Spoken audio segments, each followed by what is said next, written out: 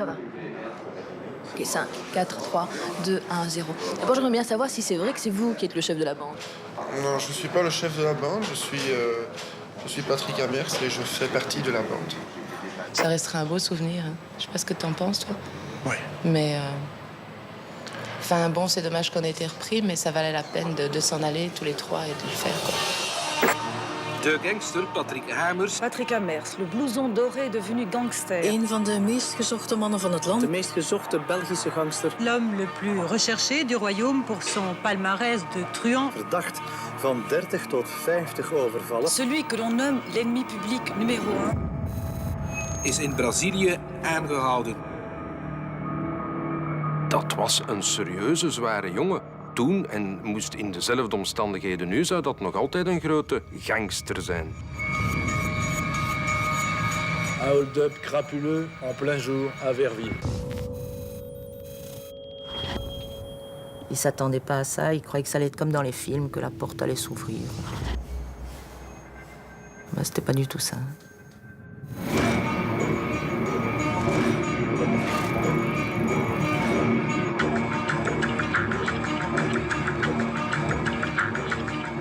On aurait pu être une famille unie. Mais bon, il y a des gens parfois qui rêvent d'avoir une grande vie et qui se donnent les moyens, bons ou mauvais, pour y arriver.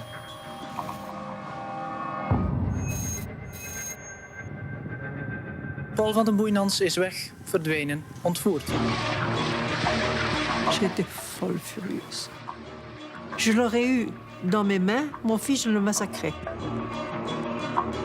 Ce que je peux dire, c'est que ce sont, vous pouvez me croire, messieurs, des vrais professionnels.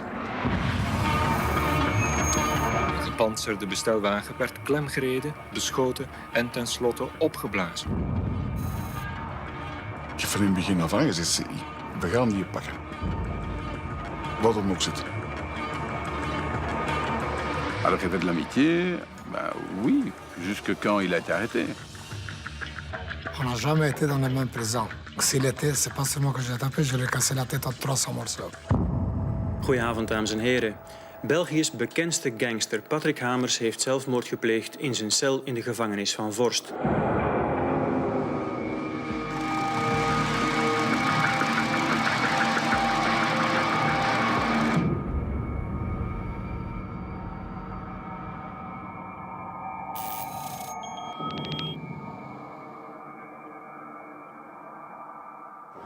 C'est une vie spéciale, c'est une vie d'aventure parce que bon, on peut se faire tuer aussi à n'importe quel moment. À chaque fois qu'on fait une action, je peux me faire tuer aussi. Moi, je dis tout de suite, j'aurais préféré qu'on se rende compte et qu'ils sont pas truands. Oui. Ça aurait été mieux. Vous l'auriez aimé quand même? Ah, bien sûr, ça n'a rien à voir avec ça. On s'est aimé tout de suite, alors ça n'a rien à voir. Je savais pas qu'il était truand quand on s'est rencontrés.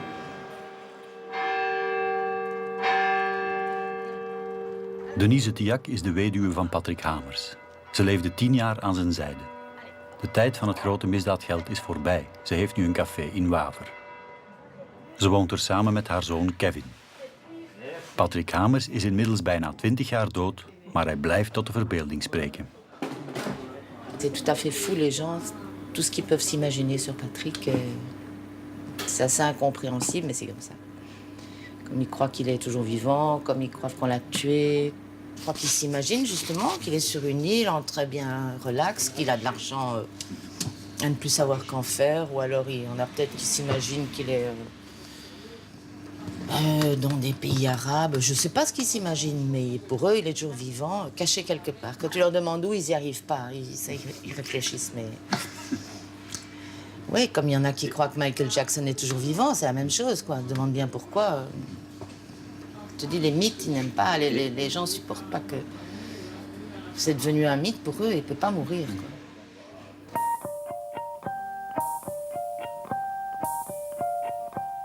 Parfois, je me demande comment serait ma vie si ça avait continué avec mon père. Mais je lui reproche pas parce que ma vie actuelle me plaît. Avec mes amis, mon boulot et tout ça, ça me plaît. Mais je lui reproche par rapport à ma mère. Parce que je pense pas qu'elle ait jamais trouvé le même amour. Et ça, je trouve ça triste. Parce que dans la vie, on cherche surtout à trouver un compagnon et puis à faire sa vie avec. Et elle l'avait trouvé, elle l'a perdu. Pour elle, je lui reproche, mais... Et pour ma grand-mère, pour le mal que ça a fait à ma grand-mère. Mais le 15h31 arrive le voie 4. Voor VDC naar Leuven van 15:31. De grootmoeder van Kevin, Liliane Hamers, verhuisde samen met haar man Achille naar Frankrijk. Ze woont nu in Perpignan. Als ouders van de beruchtste gangster van het land was het voor hen onleefbaar geworden. Liliane woont bij een Franse vriendin waar ze een kamer huurt. Haar man, Achille Hamers, is in 2001 overleden.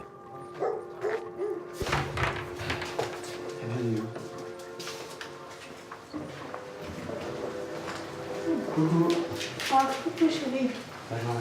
Bonjour mon cœur. Ça va? Bonjour, ça va? Donc, je vous présente ma grand-mère, Liliane Hamers, la mère de Patrick. Enchantée. Voilà. J'ai les chats qui dorment dans ma chambre. Ça sent bon, hein? Ça sent le chat. Faut pas avoir peur, Plume. Ça, c'est les photos de Patrick et de moi. J'avais travaillé toute la nuit à faire les étalages. Et Patrick était venu le matin se réfugier dans mes bras. Ah, c'est une jolie petite photo, ça. Je l'aime beaucoup. Elle était très mignon, là. Il avait 2 ans. Ah. Il a été trimballé un petit peu partout, hein. C'était ma grand-mère. J'ai une photo de ma grand-mère ici, qui s'en occupait. Et là, ici, ça c'est ma grand-mère, tu vois. Et c'est elle qui s'occupait de Patrick.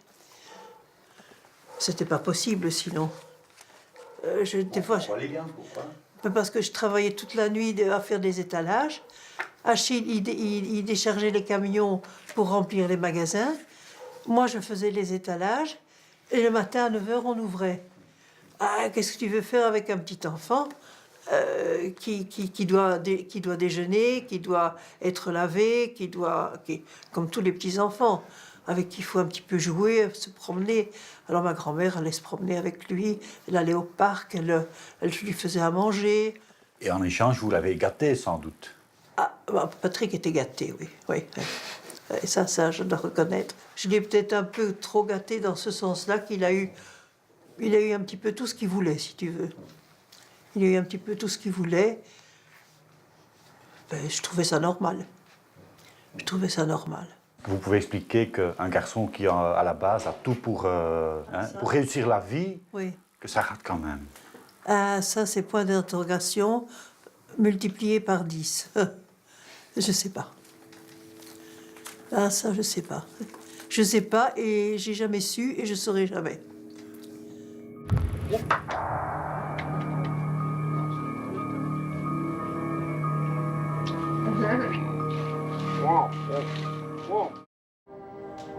Vous considérez comme un violent? Non, je ne suis pas violent. Quand je vois la violence, je pars. Je n'aime pas la violence. Je n'aime pas la violence, mais je peux être violent. Dat is een jongen die... Ik kan geen vlieg kwaad doen. Ik kan het niet. Het is geen geweldenaar. Het is... Er zit boordevol sentimenteel. Het is...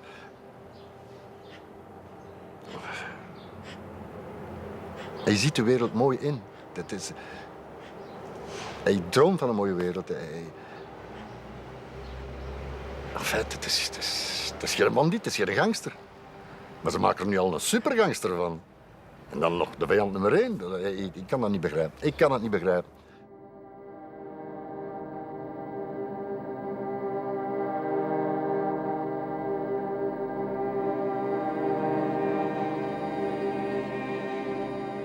Patrick Hamers was eigenlijk een rijke luisterzoontje die uit een zeer eerbare familie kwam. Dus vader Achille Hamers had een kledingzaak, een sportkleding, Montex. Die hadden in de tijd dat die zaak begon, is 20 kleerwinkels. In het Brusselse? In het Brusselse. 20, hè? Ouders die hun kinderen op dat punt ook wel wat verwenden. Zo van grabbel maar in de pot en heb je nodig. Bon, ik heb geen tijd voor u, maar ik heb wel geld voor u. En ja, dat is misgegaan. Want die hebben dus een aantal dingen in het uitgangsleven zich eigen gemaakt. Als ze nog heel jong waren. En dan zijn zij begonnen met het plegen van kleine feiten. Zoals bronfietsdiefstallen en autodiefstallen. Een beetje de flikken voor de aap houden door ervan weg te rijden, zodanig dat ze niet konden opgepakt worden. C'est vraiment dommage. Sa vie, quand j'y pense, moi, c'est un gaspillage.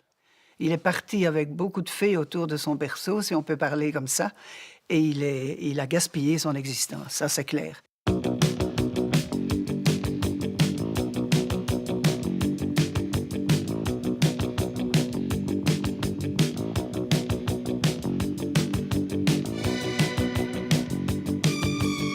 Patrick Hamers houdt van feesten en uitgaan in chique privéclubs. Eerst in Woluwe, later in Brussel. Hij leert er Michel de Wit kennen, chouchou voor de vrienden. Zij is de dochter van de peetvader van het Brusselse misdaadmilieu. Nu woont chouchou, net als de moeder van Patrick, in Perpignan. Zij is altijd contact blijven houden met de familie Hamers. Coucou chou. Coucou ma chérie. Ça va, t'es resplendissante. Tu vas bien? Ça va bien et toi? Bien. C'était un grand blond qui sortait dans une discothèque qui était très connue à l'époque, ça s'appelait le Vaudeville. Et je ne l'aimais pas particulièrement. Pourquoi? Je sais pas, mais sa façon de s'habiller. Non, il mettait des pantalons en velours à grosses côtes et je suis allergique aux pantalons en velours à grosses côtes. Et donc il s'habillait un peu plouc. Et j'étais un peu plus punk. J'étais Déjà pas... à 18 ans? Oui. Oui. Et puis un jour, je travaillais chez une copine à moi, je lui donnais un coup de main qui était dans un bistrot, une taverne juste en face du Vaudeville. Et il y a un monsieur qui vendait des fleurs à Bruxelles, qui était très fameux à cette époque-là, il n'avait qu'une main. Et il vendait des bouquets de fleurs, il est rentré dans le bar et il m'a déposé 40 ou 50 bouquets de fleurs. Et il m'a dit, c'est le monsieur à la terrasse qui vous les offre. Donc je suis sortie voir qui était le monsieur de la terrasse, et c'était ton père. Et donc, il ne te connaissait pas? Non, il ne me connaissait pas. Donc il me vouvoyait, il m'a dit... je lui ai dit merci, je l'ai embrassé sur la bouche. Je ne sais pas pourquoi, ne me demande pas pourquoi. Ok. Je l'ai embrassé sur la bouche, je lui ai dit merci. Et puis je suis rentrée, parce que j'étais timide quand même. Et il m'a demandé à quelle heure je finissais. Je lui ai dit dans 10 minutes. Et on s'est retrouvés au Vaudeville. Et donc voilà, il m'a demandé si c'était possible qu'on vive ensemble. C'était le premier soir. Et j'ai dit oui. Et vous aviez... Non, on n'a pas discuté. Combien de temps... Depuis combien de temps vous vous connaissiez? 10 minutes. Ouais.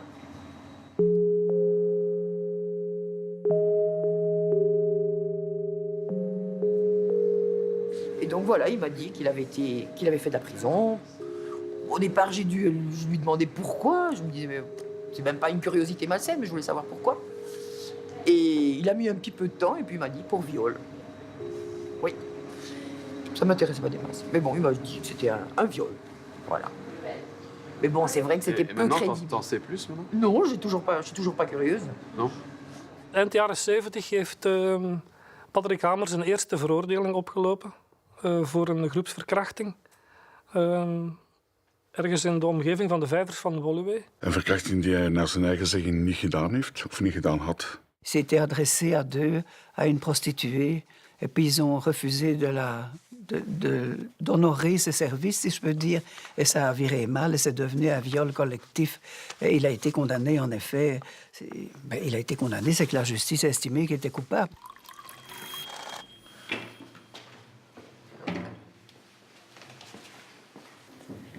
C'est une belle photo. Ça, c'est quand il est sorti de prison la première fois. Je pense que c'est pour cette histoire de viol.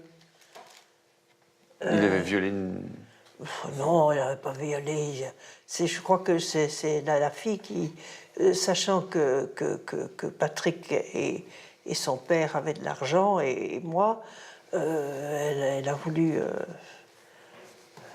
voulu profiter, si tu veux. Parce que je ne vois pas ton père violer. Quand j'ai vu la fille, c'est vraiment une prostituée.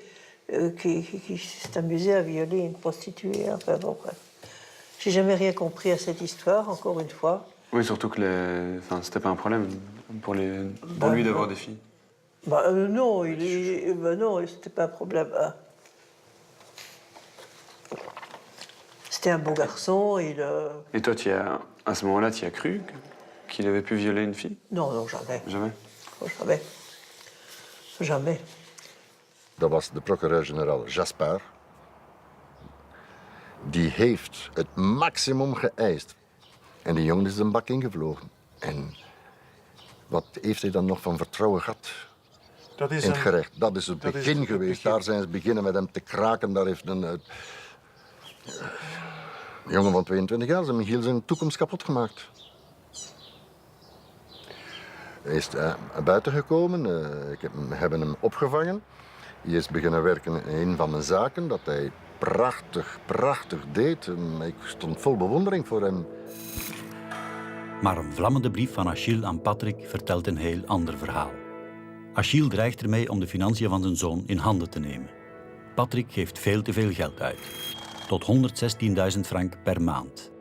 Zijn vader beschuldigt hem ervan in de kassa te graaien om zijn kookverslaving te bekostigen en de kledingzaak ondertussen compleet te verwaarlozen.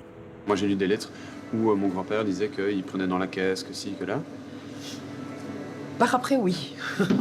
C'était le train de vie qui l'obligeait. Quand il y a eu différentes substances qui sont rentrées dans sa vie, il avait besoin de plus d'argent. Il n'envisageait pas la fête sans cocaïne. Et vu qu'il faisait souvent la fête? Voilà. Ouais.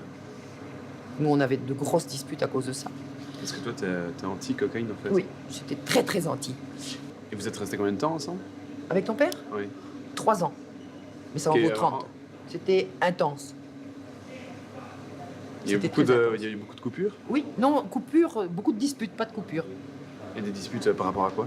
Parce qu'il était invivable. C'était un garçon charmant, formidable, tout ce qu'on veut, mais pas fait pour vivre un couple. On avait une très grosse dispute, il m'avait dit tu peux choisir un voyage, celui que tu veux. Donc on a décidé de partir en Guadeloupe et il m'avait dit tu choisis l'hôtel. Donc j'avais choisi un hôtel, moi j'avais bien choisi un hôtel où il n'y avait pas de discothèque, pas de bar. L'hôtel, mais alors vraiment basique. Donc le premier soir, moi je lui ai dit que j'étais fatiguée, il m'a dit d'aller dormir. Et quand je me suis réveillée le matin, il n'était pas là, il n'était pas rentré et ça a duré 15 jours. Je suis restée 15 jours seule en Guadeloupe. Il t'a pas laissé une carte ou il n'y avait pas injoignable? Injoignable. Ah ben non, on n'avait pas le téléphone portable à cette époque-là. Et voilà, et c'est en rencontrant des gens qui m'ont dit « Oh, on a un super copain belge. » Ça faisait 15 jours. Hein. On a un super copain belge, très festif, on va faire une sortie avec lui. Je suis super. Et puis, en arrivant au Club Med où on avait rendez-vous, j'ai vu le monsieur belge qui était avec 2 Suédoises.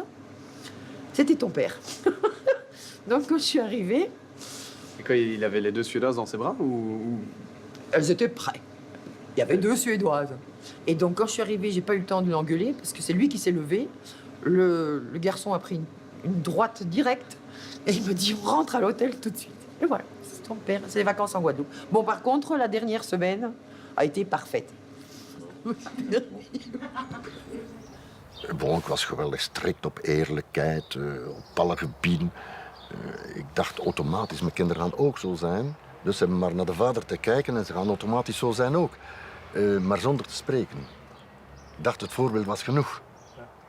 En daar heb ik misschien ergens een fout gedaan ook. Patrick heeft mij misschien te veel geïdealiseerd als kind. En als hij groter geworden is, als ik spreek, dat is van 16, 17, 18 jaar misschien. En ergens moet ik mijn zoon ontgoocheld hebben, want die contacten zijn daar geweldig verslecht. En hij is weggegaan en in feite ken ik praktisch van zijn leven niks meer tussen 20 en 40 jaar. Hij is u ontsnapt eigenlijk. Hij is u... Hij is me ontsnapt, ik heb hem nooit gehad. In 1981 pleegt Patrick Hamers samen met zijn vader Achille een bankoverval op een BBL-kantoor in het West-Vlaamse Deerlijk. C'était l'idée du père qui avait dit qu'il fallait appuyer sur le bouton vert, je crois, ou le bouton rouge, je sais plus. Enfin, il fallait appuyer sur un des 2 boutons pour l'ouverture des coffres et que c'était facile comme tout. Puis ils sont arrivés là, puis c'était pas du tout comme ça. Et le père attendait sur le parking pour regarder si tout se passait bien. Patrick Hamers is daar over de toonbank gesprongen. Want destijds was dat nog niet afgeschermd. Sindsdien werd het al afgeschermd. En dan zo werd er een tamelijk grote som geld overhandeld in een plastic zak. Het volle geweld het pleintje op. Daar even de zak met het geld de buitens geworpen in het voertuig van Achille, de vader. Die had zijn vensters neergedraaid. En ze stoven allebei de voertuigen richting auto weg. Maar een pinter vrouwtje, een waakzaam vrouwtje, die dat scenario gezien had en zeer clever was, heeft natuurlijk die nummerplaat genoteerd. En via deze nummerplaat zijn we dus uiteindelijk bij de vader Achille Hamers terechtgekomen. Dus we zijn gewoon tot aan de deur geweest, hebben aangeklopt. Achille Hamers opende de deur. Was op dat ogenblik een vriendelijke man. Dus wij zeiden dat wij dus in feite kwamen van zijn zoon. Toen zijn we gewoon naar zijn kamer getrokken. We hebben de deur opengeduwd en hebben Patrick Hamers slapend aangetroffen. Hij was natuurlijk onmiddellijk wakker. Ik herinner me nog dat hij lijkbleek was. Lijkbleek compleet verrast van onze binnenkomst. En toen we het hoofd kussen, van onder zijn hoofd wegtrokken, vonden we, als ik me niet vergis, een 9 mm pistool. Dat dus geladen was. Schietensklaar. Had hij ons moeten willen eigenlijk neerschieten, had hij de kans.